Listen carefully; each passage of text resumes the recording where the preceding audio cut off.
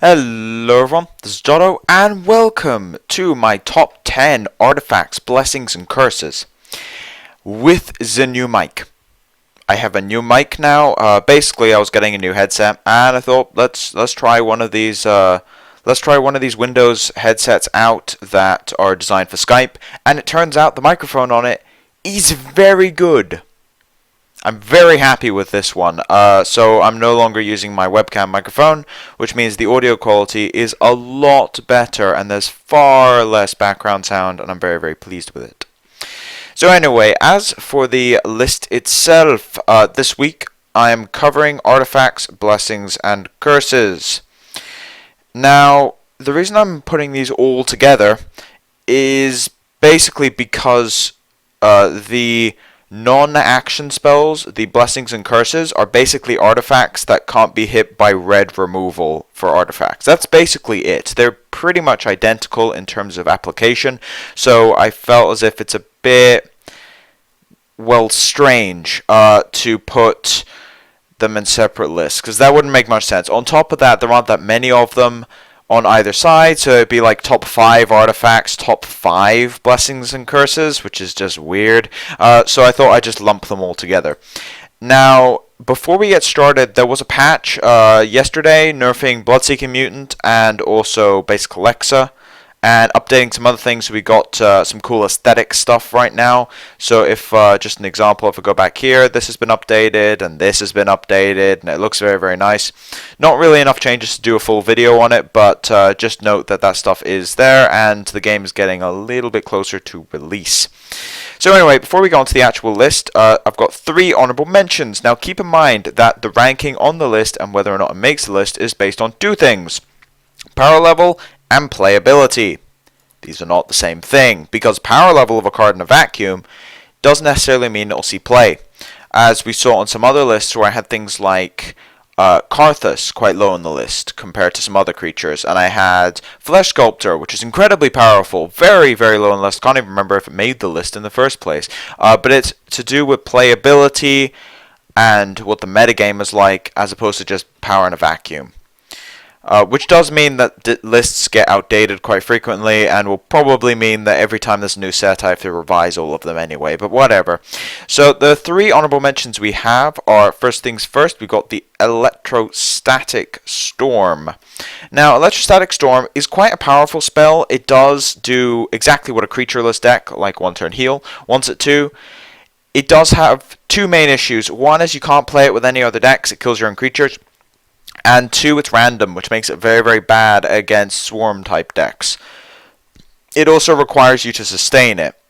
So it's a powerful effect, but you need to sustain it with Thaumic Laboratory, and it's not very good against very aggressive decks. It's very good against mid-range decks. It's not very good against pure aggro decks like Soldiers. It had a lot of issues with, because Militia would just absorb the storm hits. And also, if it hit a Monster Tactician, that's great. But if it hit a Night Recruiter, the Recruiter wouldn't die, which meant that the Electrostatic Storm did very little. So its weakness against very aggressive decks is kind of what stops it from making the list. Although I will say that the level of competition between cards is a bit lower on the bottom 5 than normal, but the top 5 are all very, very good cards and kind of are debatably overpowered in a lot of cases. Alright, next card that didn't quite make the list, we have Burning Rage. Now, Burning Rage has been very powerful in the past, and in a past metagame it would have made the list. Basically, Burning Rage gives you a trade-off of ramp and draw, which Rage doesn't normally have access to, in exchange for damaging yourself. Now, the Burning Rage archetype was a Rage Dominion deck. It isn't really around right now. And it revolved around using Burning Rage to just draw through your deck really, really fast and get massive amounts of advantage. And it would fuel your Word of Fires and get Phoenixes out ludicrously fast, things like that. And then you use Vampirism and Ramgath and all the life gain from Dominion to power the Burning Rage and just finish your opponent really fast. However, with the Karthus and Vampirism nerf and then the Ramgath and Fireball nerf, it really hit the deck quite hard, so it just dropped into obscurity. So anyway, Burning Rage since then has kind of fallen off. It's still very powerful effects. Being able to draw cards consistently is insanely powerful along with the ramp. The problem is that drawback is quite hard to negate right now, but you can guarantee that this card is coming back in the future. When some new life gain cards come out, maybe in order, some reusable life gain cards come out, you can probably guarantee Burning Rage will be back with a vengeance, because that effect is so powerful. As long as you can deal with the damage over time. If you can deal with damage over time, the card is nuts. And that's what defines whether or not Burning Rage is played. So very, very powerful card, but that drawback is keeping it out of the metagame right now. Corruption has its entry of Restless Tombs. Now, this is the last honorable mention card. Restless Tombs is one of those cards that is looking for the right kind of deck to use it right now, because the old Restless Tombs was an aggressive card. It was 2 mana, and it wasn't legendary. However, it didn't make a zombie when you played it. So you could have multiple of these down, and you just churn out the zombies. When it was changed, it became more of a control card, because it's a win condition in some sort of maybe Corruption Dominion deck, where you're cycling them with Stronghold Metropolis. That's just an infinite draw engine. But the problem is that Corruption is seeing play right now, but it's a very aggressive deck with Succubus and Word of Pain and things like that. And Dominion doesn't really fit with Corruption. So maybe there's a Dominion Corruption deck. I would have to try, but it feels like one of those things where, again, with Burning Rage, it's a powerful effect. It's looking for the right shell, though. Although with Burning Rage, it's the drawback that holds it back. In this case, it's the fact that it doesn't really work with the aspect that's using it right now in its playstyle, where you have to go double Corruption, but the decks that are going double Corruption don't really want Restless Tombs right now. So if we're getting some kind of like Necromantic Cult, Karthus deck in the future, which I have played in the past, and they're pretty fun. Like, I love those kinds of decks, and lots of people actually like those kinds of decks. It's the most frequently suggested archetype for me to build on stream. I've built like 4 or 5 different decks that are Dominion Corruption on stream at user request before. Or viewer request, I guess. So it's a powerful card, but it just doesn't fit into anything right now, and that's true with a lot of stuff that's been dropped down just a smidgen on this list. Now let's go on to the actual list. Disable that. So at number 10 we have the one, the only, the Dark Portal. Now, or just Dark Portal. Now, Dark Portal is an interesting one because much like Burning Rage, the effect on this thing is insane. You get ramp, you get draw, at the cost of life. I've just realized these cards are like identical in function. That's kind of hilarious. I just realized this. So they're both tribal, kind of. Burning Rage works off spells, Dark Portal works off demons. They both ramp you, they both cost you life, and they both cost 2 mana, 1 aspect. And they're both on this list. So yeah, those cards are very similar. Now, Dark Portal just recently got a buff. There's a new card in the game, actually, which I will bring up now. There's a new Corruption card in the game that drains the energy off something, which means you can drain your own portal now, which means it doesn't kill you. So that's quite big. Is it enough to make the card more popular?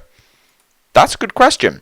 But for the purpose of this list, it makes it anyway, because even if it sees a tiny amount of play, it is quite a powerful effect. It's far more powerful than Burning Rage is because you can tutor cards, and once you hit 3 energy on it, you just go Succubus, Succubus, Succubus, and you just start killing people. That's why I think the new card has actually bumped this up into maybe there's some sort of deck you can play with it, because you can get a portal down, and if you do, as soon as you hit 3 energy, you get a Succubus, play a Succubus, you get another Succubus, and then you just drain your portal. So you have...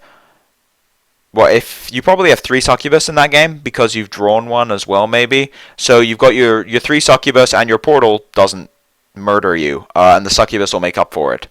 So I actually think Portal is a lot more powerful than it used to be with this edition, and I think the metagame is quite well suited to Portal right now. So we'll have to see if someone can come up with a good demons list that actually works, but it's definitely powerful enough to make the number 10 slot.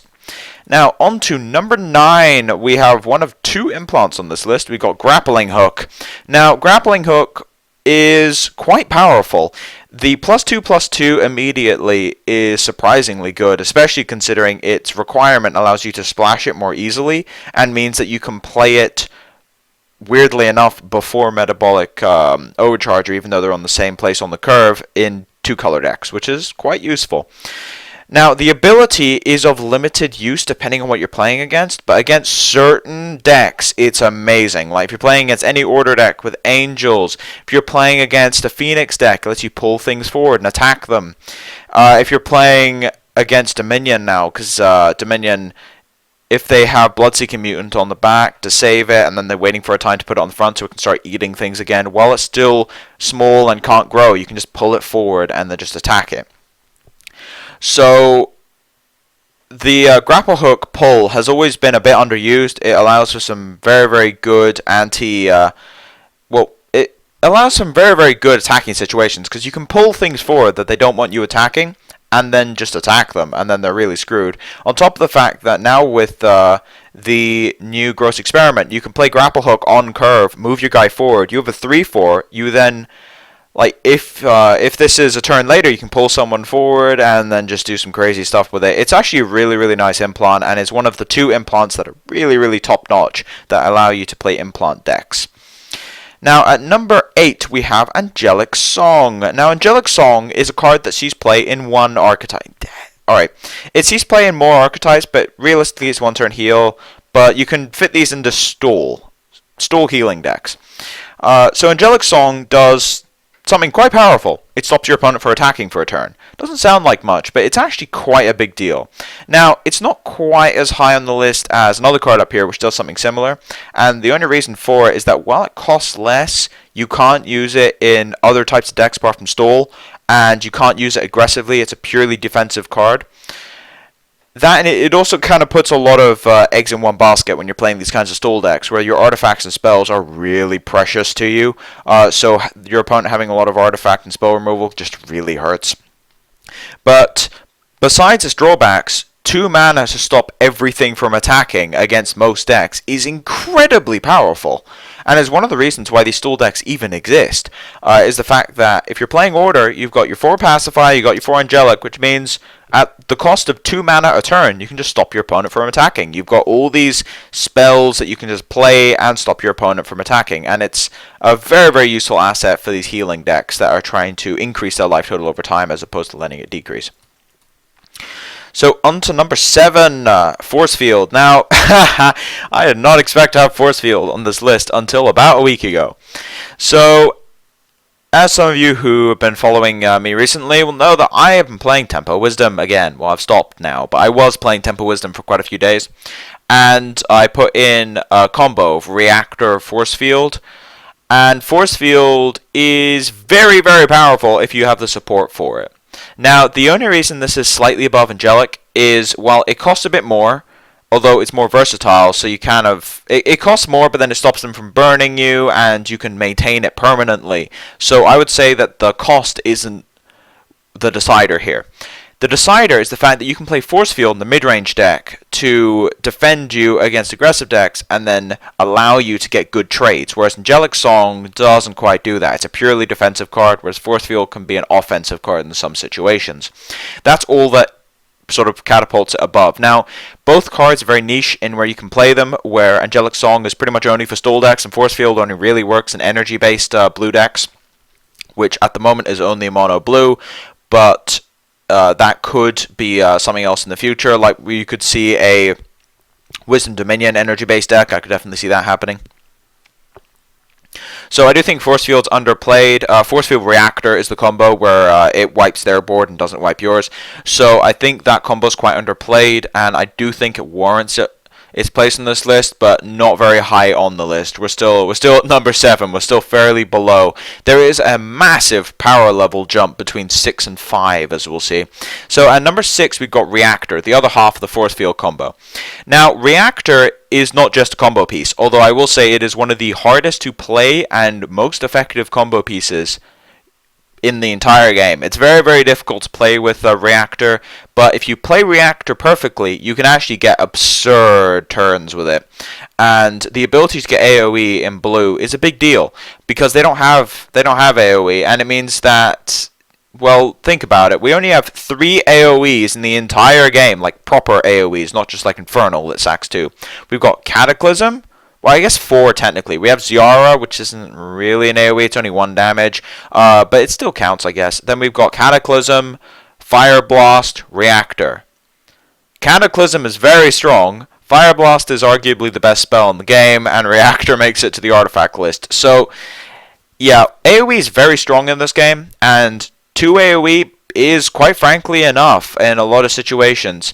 Now, it's not like in red where you have Advanced Zash, you get that 3 damage AoE, but in blue, you're normally restricted to Advanced Darius, and Advanced Darius AoE doesn't kill that much. So being able to do 3 with Reactor and Advanced Darius is very nice, or just doing 2 AoE is something that the aspect normally lacks, and since blue is one of the most spell and artifact based colors in the entire game. As you see on this list, I think there's more blue cards on here than anything else. Yeah, it's basically blue and Dominion. Well, Wisdom and Dominion are the artifact ones, and then the spells are kind of just spread across everything. Alright, on to number 5. Now this is where stuff gets a little insane. There's a massive power level jump here.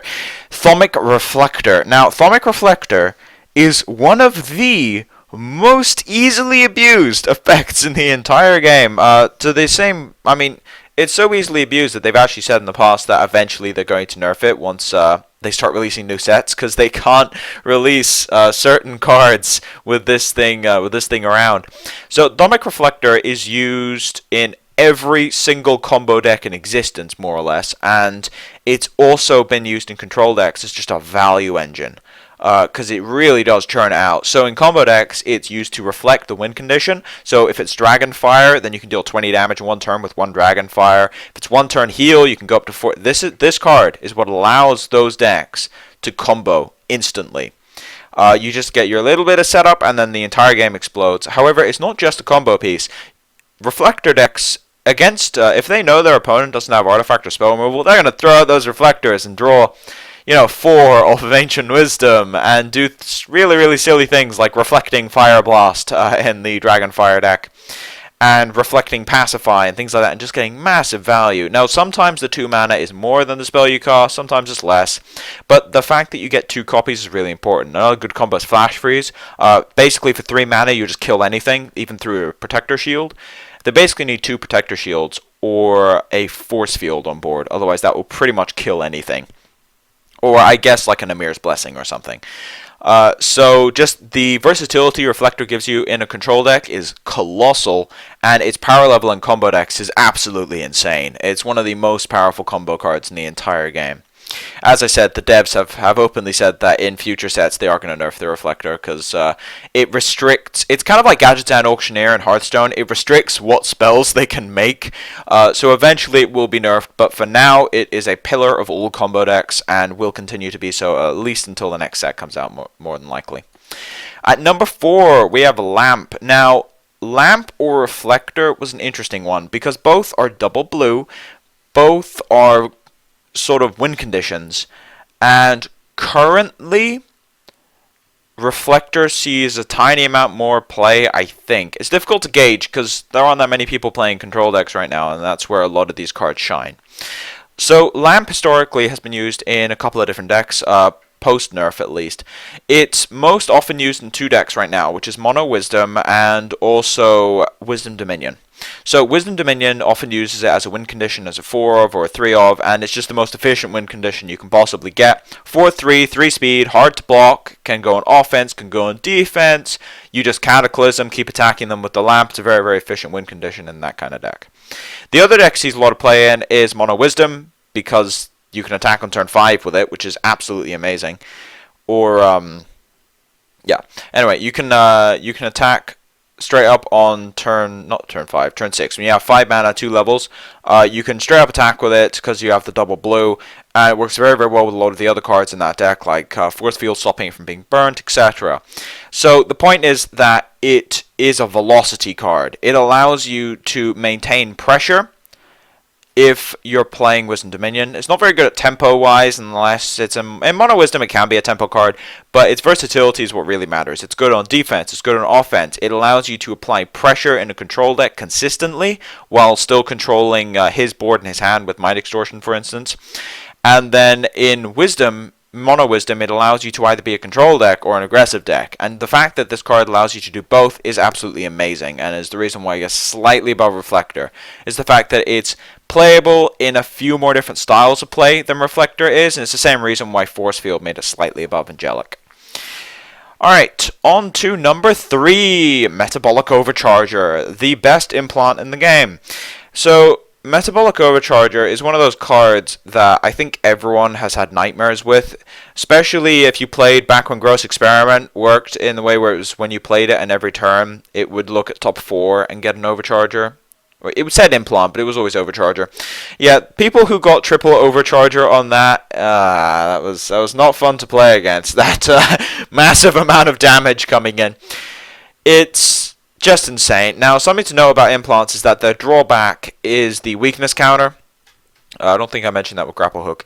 So with Grapple Hook, it takes 2 turns to negate. With Overcharger, it takes 3, which is actually a fairly big deal.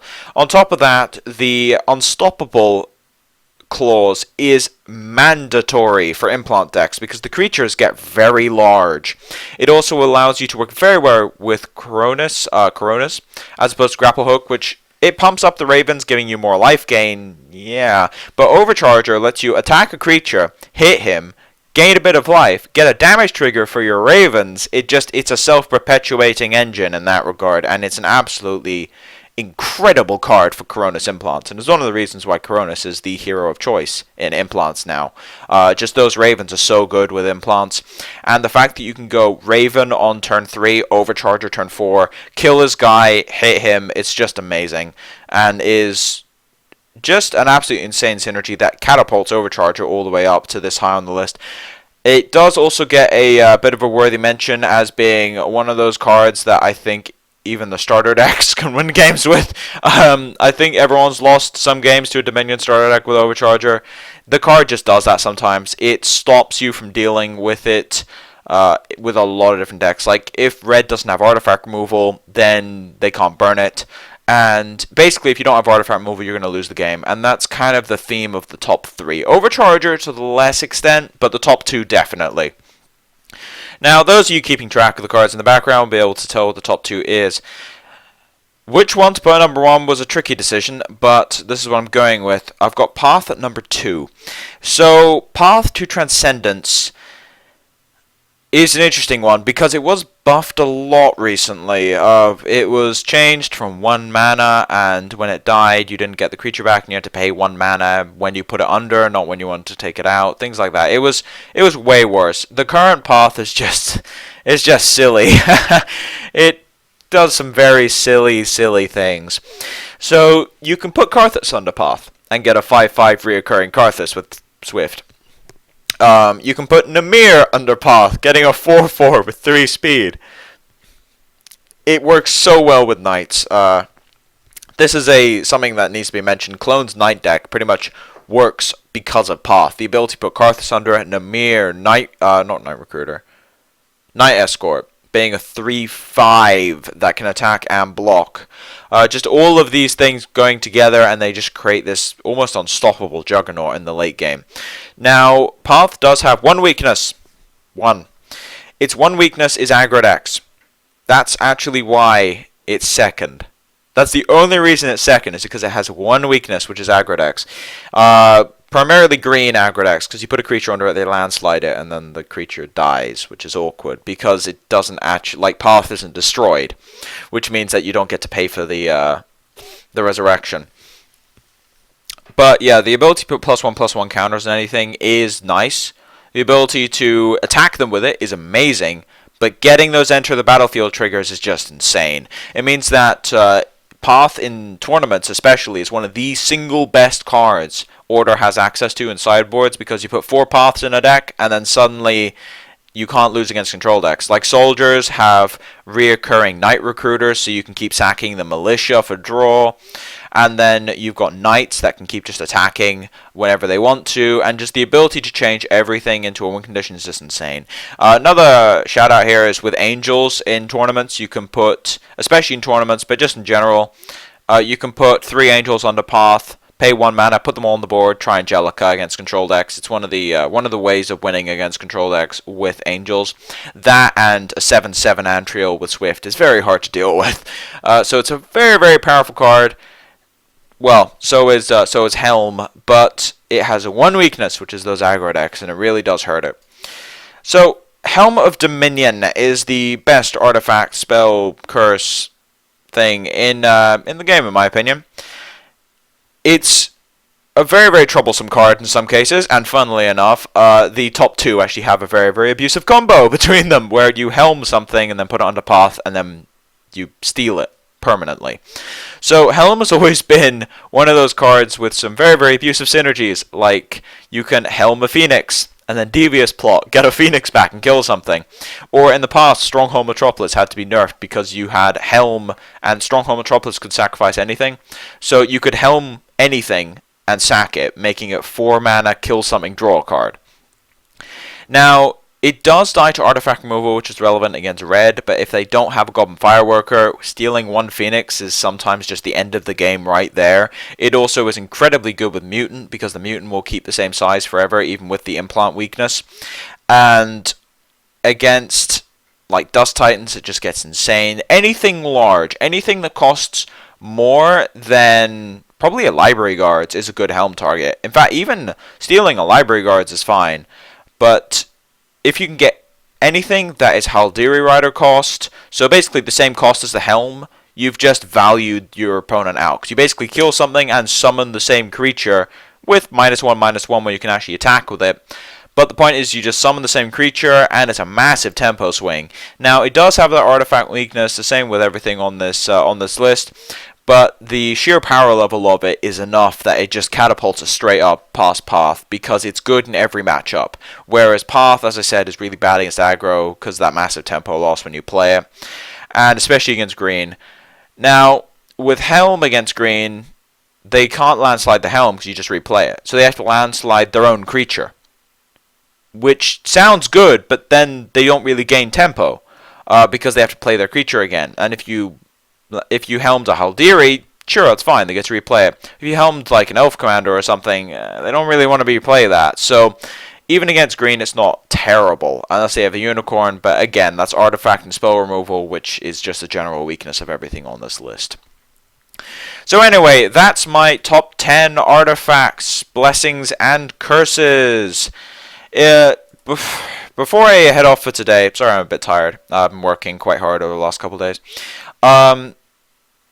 Yeah, so I am trying to do a Trials video, although I just never have had the right moment to do it. So what I'm going to do is, every time I do a Trials draft on stream, I'm going to record it, and I'll have the chat up on the video as well, so that anyone that just wants to read through that, since I'm still going to be interacting with chat. So I'll put the chat on the screen whenever I'm doing a Trials draft, and I'll just record it and upload it. And the first how many games I actually play in that particular run.